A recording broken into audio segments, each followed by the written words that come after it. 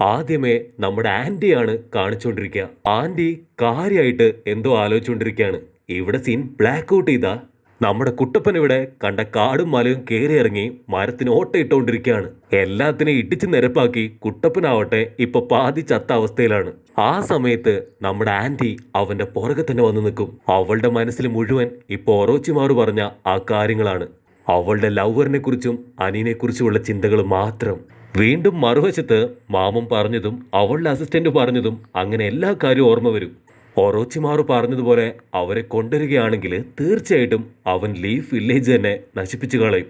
Leaf വില്ലേജില് ഇപ്പൊ ഒരു ഹൊക്കാകെ ഇല്ലാത്തതുകൊണ്ട് ഒറോച്ചിമാറുവിന് തീർച്ചയായിട്ടും വില്ലേജ് മുഴുവനായിട്ടും നശിപ്പിച്ചു കളയാൻ സാധിക്കും. ഇനി അതല്ല, ഒറോച്ചിമാറുവിനോട് എനിക്ക് നിന്നെ സഹായിക്കാൻ പറ്റില്ല എന്ന് പറയുകയാണെങ്കിൽ എനിക്ക് ഒരിക്കലും എന്റെ അനിയനെയും ലവറിനെയും കാണാനും സാധിക്കില്ല.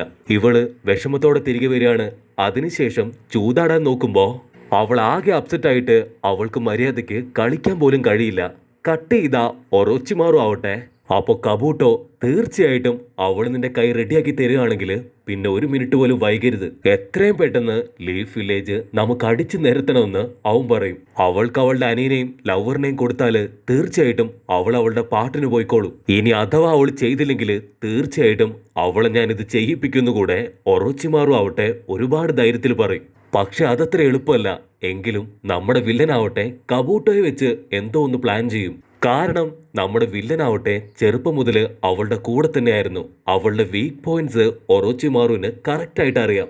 ഇവിടെ നമ്മുടെ ആന്റിയും ആകെ ഡിപ്രഷൻ അടിച്ച് ഇനിയിപ്പോ എന്താ ചെയ്യാന്നും കരുതി ആലോചിച്ചുകൊണ്ടിരിക്കുകയാണ്. കട്ട് ചെയ്ത കുട്ടപ്പനാവട്ടെ സകല മരത്തിനും ഇടിയൊക്കെ വെച്ചു കൊടുത്ത് ഇപ്പൊ അവന്റെ കൈയുടെ പണിക്കുറ്റി തീർന്നു. ഇനിയിപ്പോ വേദന എടുത്തു എന്ന് പറഞ്ഞാലും നമ്മുടെ കുട്ടപ്പൻ ആള് പിന്മാറില്ല. മാമൻ പറഞ്ഞതുപോലെ 100% ഫോക്കസ് ചെയ്ത് അവനിപ്പോ പ്രാക്ടീസ് ചെയ്യും. പക്ഷെ കുട്ടപ്പനെ കൊണ്ട് തേർഡ് സ്റ്റെപ്പ് കറക്റ്റ് ആയിട്ട് ചെയ്യാനായിട്ടാവില്ല. അവൻ മാമൻ പറഞ്ഞത് ഒരിക്കൽ കൂടി ആലോചിക്കുമെങ്കിലും അതേ സമയത്ത് നമ്മുടെ ആന്റി അവനെ കളിയാക്കിയ കാര്യം ഓർക്കും. ഇവൻ വെറും ഒരു മണ്ടനാണ്, ഇവനെ കൊണ്ട് ഒരിക്കലും ഒക്കാകെയും ഹിക്കാകെയും ഒന്നും അവൻ സാധിക്കില്ല എന്ന് അവള് പറഞ്ഞ അതേ കാര്യങ്ങള് വീണ്ടും വീണ്ടും അവന്റെ മനസ്സിലേക്ക് വരുമ്പോ കുട്ടപ്പന്റെ ദേഷ്യം വർദ്ധിച്ചു വന്ന് അവന്റെ പവർ തന്നെ 100% ആക്കി കറങ്ങി ഒരൊറ്റ അടി. കട്ട് ചെയ്താ നമ്മുടെ ആന്റി ആവട്ടെ നാളെ എന്ത് ചെയ്യുന്നു പറഞ്ഞ് ഒരുപാട് സങ്കടത്തില് അവിടെ കുത്തിയിരിക്കുകയാണ്. ഇവിടെ ജിറയമാവനാവട്ടെ അവളെ കണ്ട് സംസാരിച്ച് ഹായായിട്ട് നടന്നു വരുമ്പോ പെട്ടെന്ന് അവനൊരു കാര്യം ഓർമ്മ വരും. ഞാൻ ഒറോച്ചിമാറുവിനെ കാണുന്ന കാര്യം പറഞ്ഞപ്പോ അവളുടെ മുഖത്ത് ഒരു ടെൻഷൻ ഞാൻ ശ്രദ്ധിച്ചു. എന്തോ എവിടെ ഒരു പ്രശ്നമുണ്ട്. എന്തായാലും ഇത്രയായി, റൂമിലേക്ക് പോവാന്ന് പറഞ്ഞ് നമ്മുടെ മാമൻ റൂമിലേക്ക് നടക്കും. റൂമിലെത്തുമ്പോ നമ്മുടെ കുട്ടപ്പനെ അവിടെ കാണാനുണ്ടാവില്ല. അവൻ ഇപ്പോഴും പ്രാക്ടീസ് ചെയ്തുകൊണ്ടിരിക്കുകയാണ്. സുനൈര അവനെ ആവശ്യമില്ലാതെ വാശി കയറ്റി വിട്ടു. കട്ട് ചെയ്ത കാട്ടില് ഷിസുനാവട്ടെ കുട്ടപ്പനെ തേടി വരുമ്പോ അവള് ഷോക്കായിട്ട് നോക്കി നിൽക്കുമ്പോഴായിരിക്കും ഇപ്പൊ കാട്ടില് ഒരു മരം പോലും ബാക്കിയില്ല. കുട്ടപ്പൻ പ്രാക്ടീസ് ചെയ്ത് ഉള്ള മരമെല്ലാം കൂടെ തല്ലി പൊട്ടിച്ച് ദൂരെ കളഞ്ഞു. അവിടെ ഓരത്തായിട്ട് നമ്മുടെ കുട്ടപ്പൻ ടയർഡായിട്ട് കിടക്കുന്ന കാണുമ്പോ അവള് ടെൻഷനായിട്ട് അവന്റെ അടുത്തേക്ക് വരും. ഇവിടെ സീൻ ബ്ലാക്ക് ഔട്ട് ചെയ്താല് വീണ്ടും ശോകം അടിച്ചിരിക്കുന്ന നമ്മുടെ ആന്റിയെ കാണിക്കും. അപ്പൊ മാമൻ അവിടേക്ക് വന്ന് വേണമെങ്കിൽ നമുക്ക് ഒരുമിച്ച് ഒരു ചായ കുടിച്ചാലോ ചോദിക്കും. അത് കഴിഞ്ഞ് രണ്ടുപേരും കൂടെ ഒരു റെസ്റ്റോറൻറ്റിൽ വന്ന് മാറി മാറി ഫുഡ് കഴിച്ചുകൊണ്ടിരിക്കും. അപ്പൊ നമ്മുടെ മാമൻ നാളെ കൊണ്ട് നീ പറഞ്ഞ ആ ഒരാഴ്ച കഴിയും. കുട്ടപ്പൻ അവൻ നീ കരുതും പോലെയല്ല, വമ്പൻ സ്ട്രോങ് ആണ്. അവൻ എന്തെങ്കിലും ഒന്ന് തീരുമാനിച്ചാല് തീർച്ചയായിട്ടും അവനത് നടത്തിയെടുക്കും എന്നൊക്കെ ഒരുപാട് കാര്യങ്ങള് കുട്ടപ്പനെ കുറിച്ച് പുകഴ്ത്തി അടിക്കാൻ തുടങ്ങും. ആ ഗ്യാപ്പില് ആരും കാണാതെ അവള് മാമൻ കുടിക്കുന്ന ആ മദ്യത്തിനുള്ളില് എന്തോ ഒരു മരുന്ന് കലക്കി അങ്ങോട്ടേക്ക് കൊടുക്കും. അതാരും ശ്രദ്ധിക്കാതെ മാമനാവട്ടെ ആ കുപ്പി അപ്പാടെ എടുത്ത് മടക്കുന്നു കുടിക്കുകയും ചെയ്യും. അതിനിടയിൽ കടക്കാരൻ കയറി വരുന്നുണ്ടെങ്കിലും ആളും ആ കാര്യം കാണില്ല. അവൾ ആഗ്രഹിച്ച പോലെ മാമന് മരുന്നൊക്കെ കലക്കി കൊടുത്ത് അവള് ഹാപ്പി ആയിട്ട് റൂമിലേക്ക് വരുമ്പോ അവിടെ ഷിസുനെ കാണും. അവളോട് നമ്മുടെ ആന്റി എന്തു പറ്റി, നീ എന്താ ഇവിടെ നിൽക്കുന്നതെന്ന് ചോദിക്കുമ്പോ കുട്ടപ്പൻ അവൻ രാവും പകലും ഇല്ലാതെ പ്രാക്ടീസ് ചെയ്ത് തളർന്നു കിടക്കുകയായിരുന്നു, ഞാൻ അവനെ ഇവിടേക്ക് കൂട്ടിക്കൊണ്ടു വന്നു എന്ന് അവള് പറയും. മാത്രല്ല പ്രാക്ടീസ് ചെയ്ത് അവന്റെ വലത് കൈ തന്നെ കരിഞ്ഞുപോയി. ഇതാണ് അവന്റെ അവസ്ഥയെങ്കിൽ തീർച്ചയായിട്ടും അവൻ നാളേക്ക് എഴുന്നേക്കില്ല എന്ന് പറയുമ്പോ ഇവിടെ ആന്റി ആവട്ടെ മാമനും എന്നെ ഒരുപാട് വഴക്കു പറഞ്ഞു ഇങ്ങനെ ഒരു ബെറ്റ് കെട്ടിയതുകൊണ്ട്. അപ്പൊ അസിസ്റ്റന്റ് പെണ്ണ് ടെൻഷനായിട്ട് നാളെ നീ പോവരുത്, പ്ലീസ് എന്നോട് പറയൂ നീ പോവുമോ ഇല്ലയോ എന്ന് ഒരുപാട് വട്ടം അവൾ ചോദിക്കുമെങ്കിലും നമ്മുടെ ആന്റിയുടെ സൈലൻസ് കാണുമ്പോൾ അവക്ക് പിടികിട്ടും ഇവള് തീർച്ചയായിട്ടും പോകുമെന്ന്. എന്റെ ജീവൻ കൊടുത്തും ഞാൻ നിന്നെ തടയുമെന്ന് അസിസ്റ്റന്റ് പെണ്ണ് പറയുമ്പോൾ നമ്മുടെ ആന്റി ആവട്ടെ നൈസായിട്ടൊരു ലുക്ക് വിടും. ആ നോട്ടത്തില് നമ്മുടെ അസിസ്റ്റന്റ് ആവട്ടെ ബോധം കെട്ട് താഴെയും വീഴും. കട്ട് ചെയ്താല് ഇവിടെ പെട്ടിക്കടയില് നമ്മുടെ മാമന് യാതൊരു കുലുക്കവും ഇല്ല.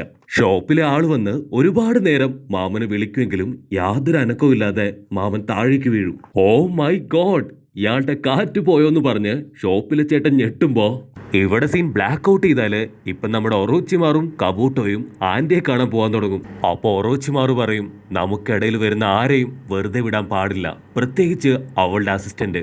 അവള് തീർച്ചയായിട്ടും നമുക്ക് വലിയൊരു പാരയാവാൻ സാധ്യതയുണ്ട്, അതുകൊണ്ട് അവളെ കൊന്നു കളയാൻ അവൻ കബൂട്ടോയോട് പറയും. അപ്പോഴായിരിക്കും കബൂട്ടോയ്ക്ക് മറ്റൊരു കാര്യം ഓർമ്മ വരിക. ഫ്ലാഷ് ബാക്കില് ആ ഒരു ജൂനിയർ എക്സാം നടക്കുന്ന അതേ സമയത്ത് ഒറോച്ചിമാറു 100% കബൂട്ടോയെ വിശ്വസിച്ചിരുന്നില്ല. മാത്രമല്ല, നീ സാസുകയെ കൊല്ലുകയാണെങ്കിൽ അതുപയോഗിച്ചുകൊണ്ട് എന്നെ തീർത്ത് കളയാമെന്ന് ഒരിക്കലും ചിന്തിക്കേണ്ടെന്ന് കൂടെ ഒറോച്ചിമാറു പറഞ്ഞിരുന്നു. അതെല്ലാം ചിന്തിച്ചുകൊണ്ടാണ് ഇപ്പൊ നമ്മുടെ കബൂട്ടോ ഒറോച്ചിമാറുവിന്റെ കൂടെ തന്നെ നിൽക്കുന്നത്. കട്ട് ചെയ്താ ഇവിടെ കുട്ടപ്പനാവട്ടെ എത്ര വിളിച്ചിട്ട് എണീക്കുന്നില്ല.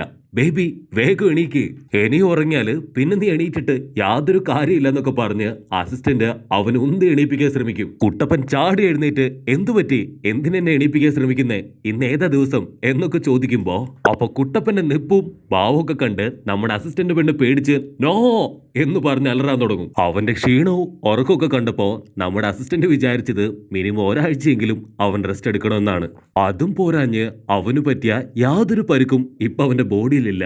അത് മറ്റൊന്നും കൊണ്ടല്ല, അവന്റെ ബോഡിയിലെ 9 ടൈൽ ഫോക്സിന്റെ പവറാണ്. നമ്മുടെ ആള് സ്റ്റൈലായിട്ട് നിന്ന് എവിടെ പോയി നിന്റെ ആ പരട്ട ആന്റി, ഇന്നാണ് ഞങ്ങൾ ബെറ്റ് കെട്ടിയ ദിവസം, എനിക്ക് അവളെ കാണണമെന്ന് പറയുമ്പോ അസിസ്റ്റന്റ് പെണ്ണാവട്ടെ അപ്പൊ നീ എല്ലാ ജിപ്സും പഠിച്ചു എന്ന് അവന്റെ അടുത്ത് ചോദിക്കും. അത് എല്ലാം പഠിച്ചിട്ടില്ല, പക്ഷെ തീർച്ചയായിട്ടും ഞാൻ ജയിക്കുമെന്ന് പറയും. പക്ഷെ ഓൾറെഡി ആന്റി ഒറോച്ചിമാറുവിനെ കാണാൻ പോയി കഴിഞ്ഞു. കുട്ടപ്പനെ തടഞ്ഞു വെച്ച് അസിസ്റ്റന്റ് ചേച്ചി ജനലിൽ കൂടെ പുറത്തേക്ക് തലയിട്ട് എത്തി നോക്കും. ആ സമയത്ത് എന്തോ ഒരു സാധനം കുത്തി അങ്ങോട്ടേക്ക് തറയ്ക്കും. അതാരാണെന്ന് നോക്കിയാല് മറ്റാരുമല്ല, സാക്ഷാൽ ജിറയ്യ മാമൻ. ആള് വേർത്ത് കുളിച്ച് തളർന്ന് അവിടേക്ക് കയറി വന്ന് സനൈന അവളിന്റെ മധ്യത്തില് എന്തോ ഒന്ന് കലക്കി തന്നു. ഇപ്പൊ മാമന് കറക്റ്റായിട്ട് ജിപ്സ് യൂസ് ചെയ്യാൻ കഴിയുന്നില്ല. മാത്രമല്ല കത്തിയോട്ട് എയിം ചെയ്ത് എറിയാനും പറ്റുന്നില്ല. Bloody fool. അപ്പൊ എങ്ങാനും ആ കത്തി എന്റെ നെഞ്ചത്ത് തറച്ച് കയറിയിരുന്നെങ്കിൽ എന്താകുമായിരുന്നു എന്റെ കഥ എന്ന് അസിസ്റ്റന്റ് പെണ്ണ് ചോദിക്കും. അതിന് കുട്ടപ്പൻ ടെൻഷനായിട്ട്, നിനക്ക് നാണമില്ലേ, എന്റെ അപ്പൂപ്പന്റെ പ്രായമുണ്ടല്ലോ, ഏതെങ്കിലും ഒരു പെണ്ണ് ഇളിച്ചു കാണിച്ച് വല്ലതൊക്കെ കലക്കി തന്ന അത് അങ്ങനെ തന്നെ കുടിക്കുകയാണോ, നിനക്ക് മുഴുത്ത ഭ്രാന്താണെന്ന് കുട്ടപ്പൻ പറയുമ്പോ മാമനാവട്ടെ അവള് വെറും ഒരു പെണ്ണല്ല, അവളൊരു മെഡിക്കൽ സ്പെഷ്യലിസ്റ്റ് ആണ്. അവൾ എനിക്ക് തന്ന മെഡിസിന് യാതൊരു നിറവ്യത്യാസമോ രുചി വ്യത്യാസമോ ഒന്നും തന്നെ ഉണ്ടായിരുന്നില്ല. അതുകൊണ്ടാണ് എനിക്ക് ഈ ചതി പറ്റിയതെന്ന് പറയുമ്പോ ഇവിടെ നമ്മുടെ ആന്റി ആവട്ടെ അവള് തുടക്കത്തില് ഇടിച്ചു തകർത്ത ആ ഒരു മതിലിന്റെ മുൻപിലേക്ക് വരും. അവൾ അങ്ങനെ ശാന്തമായിട്ട് ഒറോച്ചിമാറുവിന് വേണ്ടി വെയിറ്റിംഗിലാണ്. ഇവിടെ പാവം മാമനാവട്ടെ ആളെ കൊണ്ട് നേരെ നിൽക്കാനും പറ്റൂല, ജിപ്സ് ഉപയോഗിക്കാനും പറ്റൂല. വെള്ളം മടമടാന്ന് നമ്മുടെ മാമൻ കുടിച്ചുകൊണ്ടേയിരിക്കും. ആ സമയത്ത് ലോങ് ഷോട്ടില് കബൂട്ടോ ഒളിച്ചിരുന്ന് ഇതെല്ലാം നോക്കിക്കാണും. അവിടെ ഇപ്പൊ 3 പേരുണ്ട്. തീർച്ചയായിട്ടും ഞാൻ ഇപ്പൊ അവിടേക്ക് ചെന്നാല് 3 പേരും ചേർന്ന് എന്നെ അച്ചറും പച്ചറും വലിച്ചു കയറും. പക്ഷെ മാമന് ഇപ്പൊ വയ്യാന്നുള്ള കാര്യം അറിയുകയാണെങ്കിൽ തീർച്ചയായിട്ടും കബൂട്ടോ അവരെ തീർത്ത് കളയും. ഉടനെ മാമന് മനസ്സിലാവും ആരും അവരെ വാച്ച് ചെയ്യുന്നുണ്ടെന്ന്. മാമനാവട്ടെ അസിസ്റ്റന്റ് പെണ്ണിനോട് ഒറോച്ചിമാറും ആന്റിയും എന്താണ് പറഞ്ഞതെന്ന് ചോദിക്കും. അവള് മെല്ലെ തല താഴേക്ക് കുനിക്കും. കാരണം ആന്റിയുടെ മേലെ അവൾക്ക് നല്ലൊരു വിശ്വാസം ഉണ്ടായിരുന്നു. അവൾ ഒരിക്കലും വില്ലന്മാരുടെ കൂടെ ചേരില്ല എന്ന് അവൾ വിശ്വസിച്ചിരുന്നു. പക്ഷെ ഇപ്പോ അവൾ വലിയ അപകടത്തിലേക്കാണ് പോകുന്നതെന്നും പറഞ്ഞ് അസിസ്റ്റന്റ് പെണ്ണാവട്ടെ മാമനെയും നമ്മുടെ കുട്ടപ്പനെയും കൂട്ടി പുറത്തേക്ക് പോകാൻ തുടങ്ങും. കട്ട് ചെയ്താ നമ്മുടെ ആന്റി ഒറോച്ചിമാറും പരസ്പരം ഒന്നും മിണ്ടാതെ അങ്ങോട്ടും ഇങ്ങോട്ടും നോക്കി നിൽക്കുകയാണ്. ഇവിടെ മാമന് കാര്യങ്ങളൊക്കെ മനസ്സിലായി. അവളെ കൊല്ലാനുള്ള കലിപ്പിലാണ്. ഇതിപ്പോഴാണോ നീ പറയണേ? തീർച്ചയായിട്ടും ഞാൻ അവളെ കൊന്നുകളയെന്ന് പറഞ്ഞ് മാമനാവട്ടെ അവളെ തേടി അലയും. ഇവിടെ സീൻ ബ്ലാക്ക് ഔട്ട് ചെയ്താ വീണ്ടും സുനൈരയും ഒറോച്ചിമാറുവിനെയും കാണിക്കും. അവള് പറയാൻ തുടങ്ങും, നിന്റെ കൈ ഞാൻ തീർച്ചയായിട്ടും റെഡിയാക്കി തരാം, പക്ഷെ ഒരിക്കലും ലീഫ് വില്ലേജിനെ നീ നശിപ്പിക്കാൻ പാടില്ല. ഒറോച്ചിമാറു ഓക്കെ പറയുമ്പോ നമ്മുടെ പെങ്കൊച്ചാവട്ടെ വീണ്ടും അവളുടെ അനിയനെ കുറിച്ചുള്ള ഓർമ്മകള്, അവളുടെ ലവറിനെ കുറിച്ചുള്ള ഓർമ്മകള്, അങ്ങനെ എല്ലാം വീണ്ടും ആലോചിക്കും. കട്ട് ചെയ്താ ഇവിടെ വീണ്ടും അസിസ്റ്റന്റ് പറയും അവന്റെ കൈ റെഡിയായാല് അവൻ തൽക്ഷണം ലീഫ് വില്ലേജ് തന്നെ നശിപ്പിച്ചു കളയും. അവളെ എത്രയും പെട്ടെന്ന് തടയണമെന്ന് പറയുമ്പോ അവരുടെ പിന്നാലെ തന്നെ കബൂട്ടോയും പോകും. ഇവിടെ ആന്റി അവന്റെ കൈ പിടിച്ച് പതിയെ റെഡിയാക്കാൻ നോക്കുമ്പോ വീഴാണ് അവരുടെ നടുക്കേക്ക് ഒരു വലിയ കത്തി. അതാരാണെന്നും പറഞ്ഞ് തിരിഞ്ഞു നോക്കുമ്പോഴായിരിക്കും മറ്റാരുമല്ല, സാക്ഷാൽ കബൂട്ടോ. ആന്റി ഒരു മിനിറ്റ് ഷോക്കായിട്ട് അവനെ നോക്കി നിൽക്കുമ്പോ ഇവിടെ ഒറോച്ചിമാറൂനാവട്ടെ കലിപ്പടിച്ച് അവനെ കൊല്ലാനുള്ള ദേഷ്യത്തിൽ നിൽക്കും. അവിടെ വെച്ച് ഈ ഒരു എപ്പിസോഡും അവസാനിക്കുന്നു.